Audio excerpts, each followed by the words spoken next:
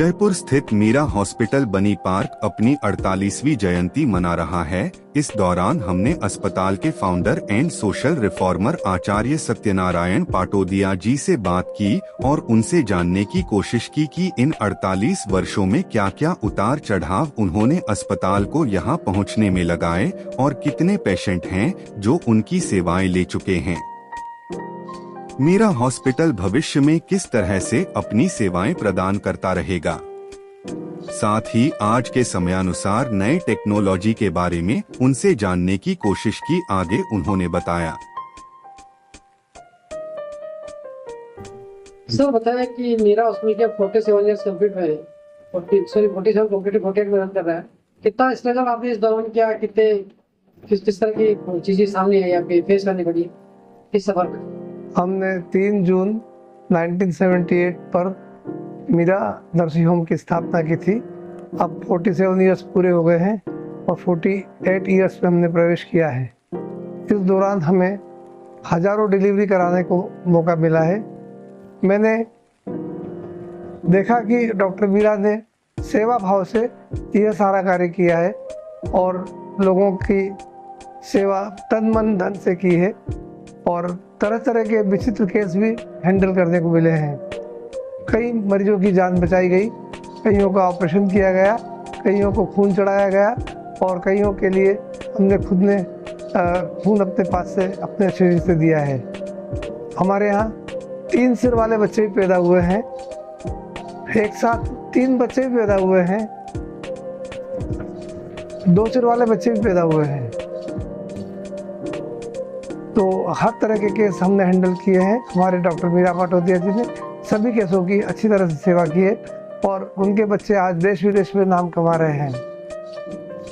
तो किस तरह का एक्सपीरियंस आपको रहा इस दौरान, उतार चढ़ाव लाइफ के कैसे रहे? देखिए, हॉस्पिटल तो बहुत सारे होते हैं पर सेवा भाव से, कर्तव्य परायणता से, प्रेम से, सद्भावना से, ईमानदारी से चलाने वाले हॉस्पिटल में अगर गिनती की जाए तो सबसे पहले मीरा हॉस्पिटल का नाम आएगा। इसमें कठिनाइयाँ तो कई होती है कि पेशेंट रेगुलर दवाई नहीं लेता है, चेकअप नहीं कराता है और अचानक अटपकता है। पर ऐसे पेशेंट्स जो बुक्ड नहीं थे, अनबुक्ड केसेस थे, उनको भी डॉक्टर मीरा पाटोदिया जी ने अच्छी तरह से हैंडल किया और आज उनकी बहू डॉक्टर अंशु पाटोदिया इसी तरह से सेवा भाव से, कर्तव्य परायणता से अपना योगदान दे रही है। डॉक्टर अंशु पाटोदिया पिछले 20 सालों से मीरा हॉस्पिटल में है और अब सारी सेवाएं दे रही हैं। डॉक्टर मीरा पाटोदिया के साथ रह करके उन्होंने सब कुछ सीखा, समझा और पेशेंट के साथ कैसे अच्छे से अच्छा बिहेवियर किया जाए यह भी सीखने को मिला। तो आज डॉक्टर मीरा पाटोदिया नहीं है पर उनकी कमी की पूर्ति डॉक्टर अंशु पाटोदिया जी कर रही है। सर क्या क्या फैसिलिटीज हॉस्पिटल के अंदर अवेलेबल है, किस तरह के पेशेंट्स को आप एडमिट करते हैं? हमारे हॉस्पिटल में सबसे पहले गायनेकोलॉजी एंड ऑब्स्टेट्रिक की सेवाएं प्रदान की जाती है, अर्थात महिलाओं की सभी प्रकार की चिकित्सा होती है। महिलाओं के सभी प्रकार के ऑपरेशंस, चाहे वो अपेंडिक्स के हों, चाहे हर्निया के हों, चाहे स्टेक्टमी हो, सिजेरियन हो, चाहे किसी भी प्रकार के ऑपरेशन हो, महिलाओं के सभी ऑपरेशन हमारे यहाँ होते हैं।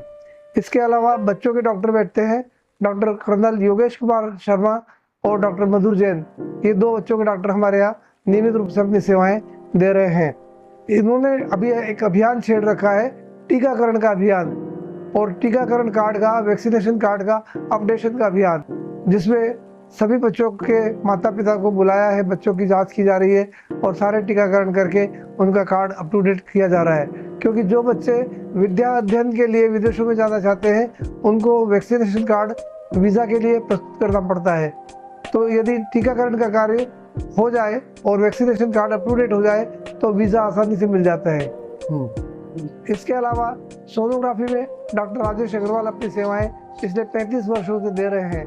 डॉक्टर राजेश अग्रवाल जी ने अंतर्राष्ट्रीय जर्नल्स में रिसर्च आर्टिकल प्रकाशित किए हैं जिनसे उनका पता चलता है कि वे कितने विद्वान हैं और कितना लगन और धैर्य से मरीजों की जांच पड़ताल करते हैं, मरीजों की सेवा करते हैं। विशेषज्ञ नवजात से लेकर के 18 वर्ष तक की उम्र की देखभाल करते हैं, उनका इलाज करते हैं। तो हमारे यहाँ पर जो टीकाकरण का कार्य शुरू हुआ है उसका बहुत अच्छा रिस्पांस है। सैकड़ों पेशेंट हमारे आए हैं और उन्होंने अपना vaccination card up to date कराया है और जो टीके नहीं लगे थे वो टीके लगवाए जा रहे हैं। सर जो पेशेंट अभी तक पहुंच नहीं पाए हैं उनके लिए कोई मैसेज आप दीजिए। और उनके लिए एक ही मैसेज है कि वैसे तो यह कैंप हमने 1 सप्ताह के लिए किया था। यह अभियान 1 सप्ताह का था, सोमवार 9 जून से लेकर 14 जून तक, शनिवार तक। परंतु पेशेंट्स की मांग को देखते हुए और उनकी सुविधाओं को देखते हुए हम ये कैंप 1 हफ्ते के लिए और आगे बढ़ाना चाहते हैं और अब अगले हफ्ते भी ये सुविधा उपलब्ध रहेगी।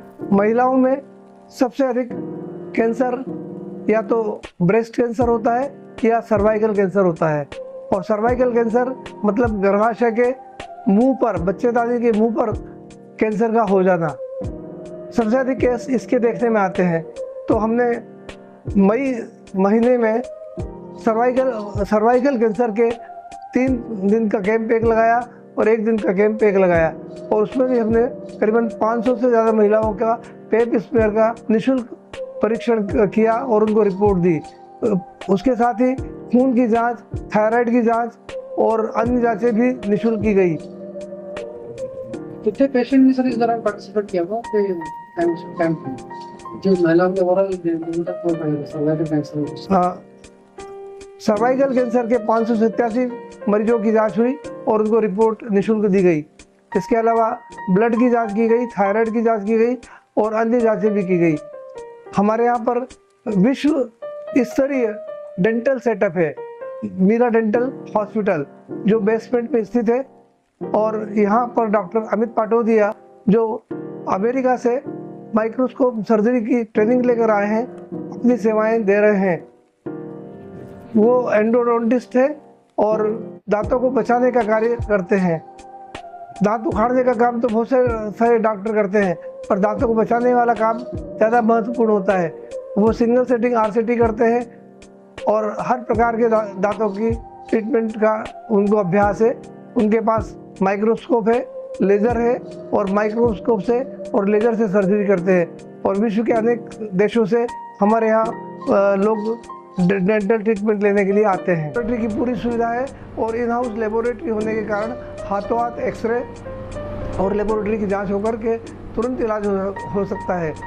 सोनोग्राफी की भी इन हाउस सुविधा होने के कारण हाथों हाथ सोनोग्राफी की रिपोर्ट मिल जाती है और तुरंत इलाज हो जाता है। पेशेंट को बार बार चक्कर नहीं लगाने पड़ते हैं।